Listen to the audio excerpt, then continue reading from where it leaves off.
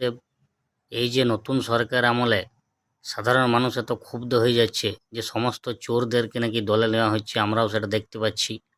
তো এই বিষয়ে আপনি কিছু বলুন। আপনি তো রাজনীতি সম্পর্কে তেমন একটা বলেন না, তো তবুও আমরা জানতে চাই। এখন মানুষ ক্ষুব্ধ হচ্ছে আর একটি কারণে, তুমি বললে না, এই যেমন চোরগুলোকে নিয়ে ক্ষুব্ধ তো হচ্ছেই।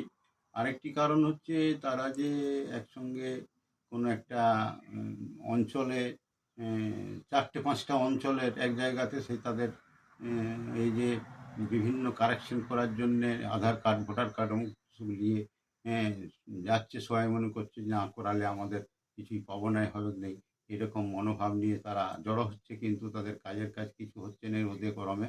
তাতে তারা ক্ষুব্ধ হচ্ছে। গ্রাম বাংলার মানুষ তো বোঝে কম।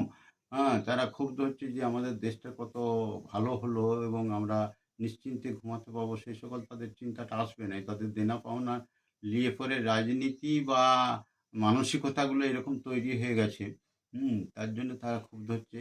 আর দ্বিতীয়ত এই যে চোরের কথা বলছো, চোররা যদি মনে করো আবার এই বিজেপিতে সমস্ত হুটহাট করে ঢুকে যেতে পারে, তাদের সম্পত্তিগুলো যাতে না সরকার মানে সিজ করে দেয়, নিয়ে নেয়, সেই জন্যে তারা চাইবে, তারা বিজেপিতে ঢুকে তাদেরকে আত্মরক্ষা করার চেষ্টা করবে। কিন্তু সেই চোর দিকে যদি আবার আমরা বিজেপিতে সমস্ত তাড়াতাড়ির মধ্যে স্থান দিয়ে দিই, হ্যাঁ, তাহলে কিন্তু আবার সেই চোররাই এই পার্টিটাকেও চালাবে। সেই রকম কিছু বিত্তশালী লোক রয়েছে, তারা সেই জায়গাগুলো দখল করতে চেষ্টা করবে।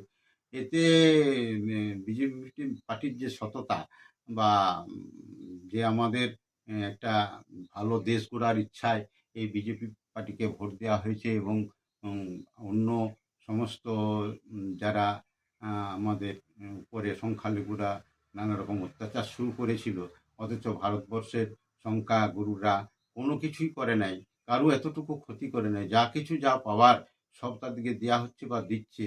হ্যাঁ, রেশন থেকে আরম্ভ করে সব, তারা তবুও খারাপ করছিল। এরপরে আবার চোর আছে, চোর প্লাস এরা নিয়ে পরে একটা খারাপ জিনিস সৃষ্টি হবে কি না, না এই বিজেপি পার্টিটাকেও কলুষিত করবে, শেষে নোংরা করে ছাড়বে, এরকম অবস্থা। এর জন্য যদি সাবধান সরকার না সাবধানতা অবলম্বন না করে বা সাবধান না হয়, তাহলে কিন্তু খুব পরেই আবার দেখা যাবে যে খুব গোলমাল, বিপদ বিজেপি পার্টির নেমে আসবে। এটা অবশ্যম্ভাবে আসবেই। সেই জন্য আগে সতর্কতা গ্রহণ করা দরকার, সতর্ক হওয়া দরকার। জয় গুরু, জয় গুরু।